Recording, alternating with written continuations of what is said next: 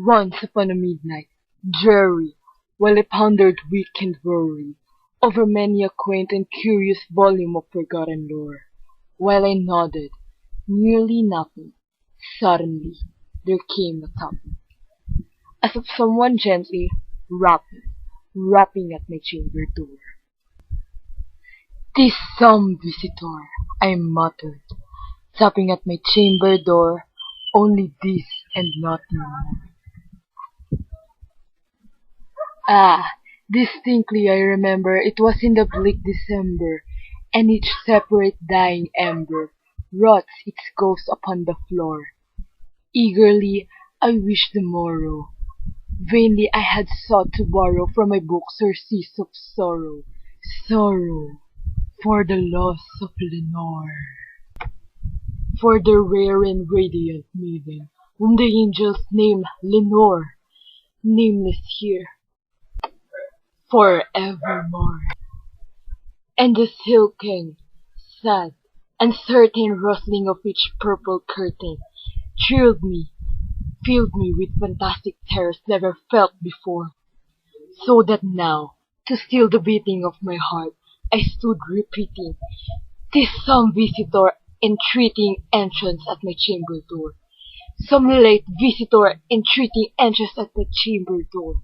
This is it, and nothing more." Presently my soul grew stronger, hesitating then no longer. "Sir," said I, "or madam, truly your forgiveness I implore, but the fact is I was napping, and so gently you came rapping, and so faintly you came tapping at my chamber door, that I scarce was sure I heard you. Here I opened wide the door, darkness there, and nothing more." Deep into the darkness, peering, long I stood there wondering, fearing, doubting, dreaming dreams no mortal ever dared to dream before.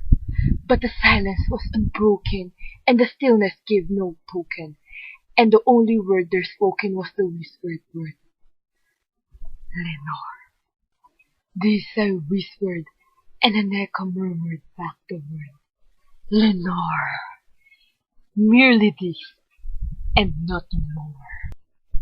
Back into the chamber, turning, all my soul within me, burning. Soon again I heard it happen, somewhat louder than before. "Surely," said I, "surely that is something at my window, that is. Let me see, then, what dread and this mystery explore. Let my heart be still a moment, and this mystery explore. 'Tis the wind, and nothing more." Open here I flung the shutter, when, with many a flirt and flutter, in there stepped a stately raven of the saintly days of yore. Not the least obeisance made he, not a minute stopped or stayed he, but with mien of lord or lady, perched above my chamber door, perched upon a bask of palace just above my chamber door, perched and sat and nothing more.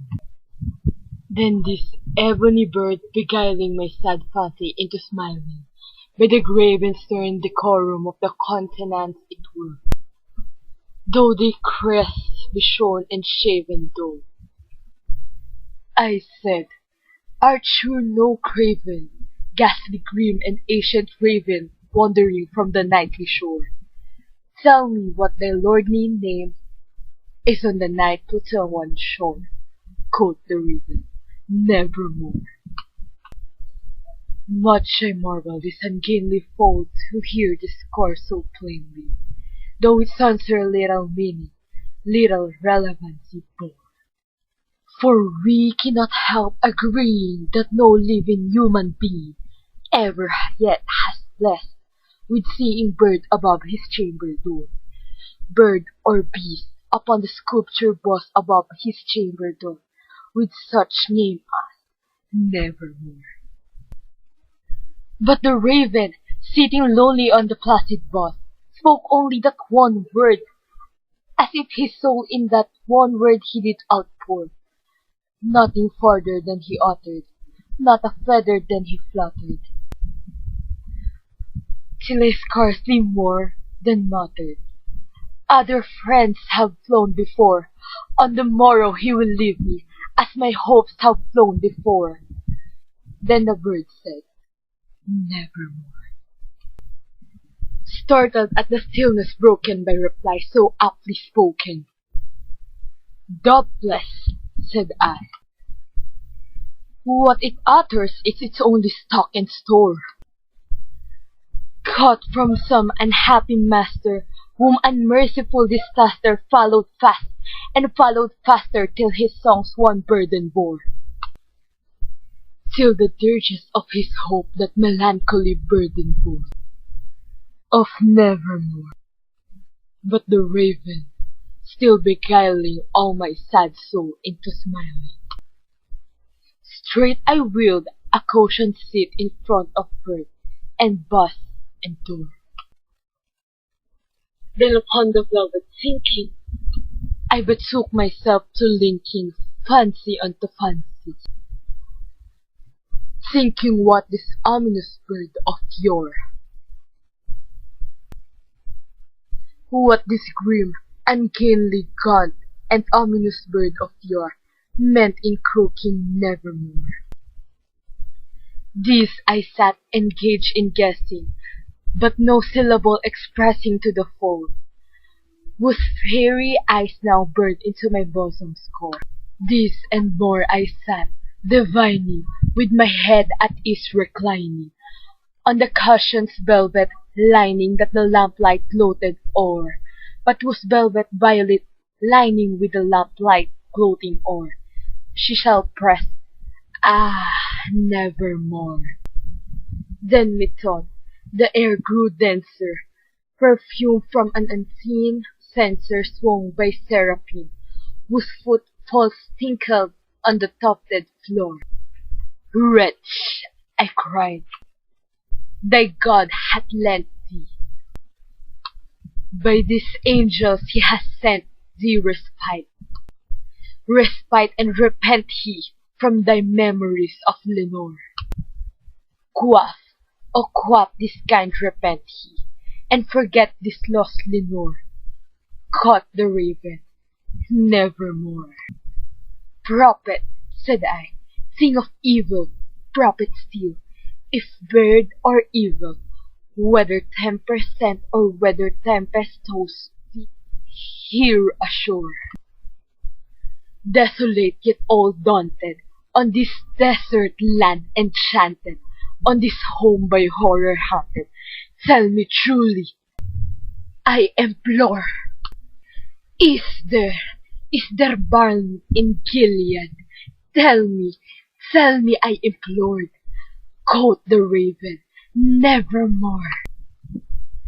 Be that word our sign of parting, bird or fin, I shriek upstarting, get thee back into the tempest, and the night's Plutonian shore. Leave thou black plume, as a token of that lie thy soul hath spoken. Leave my loneliness unbroken, quit the bust above my dome. Take that beat from out my heart, and take thy form from off my zone. Quoth the raven, "Nevermore." And the raven, never flitting,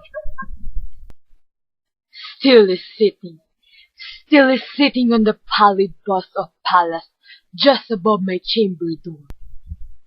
And his eyes have all the seeming of a demon's that is dreaming, and the lamplight o'er him streaming throws his shadow on the door.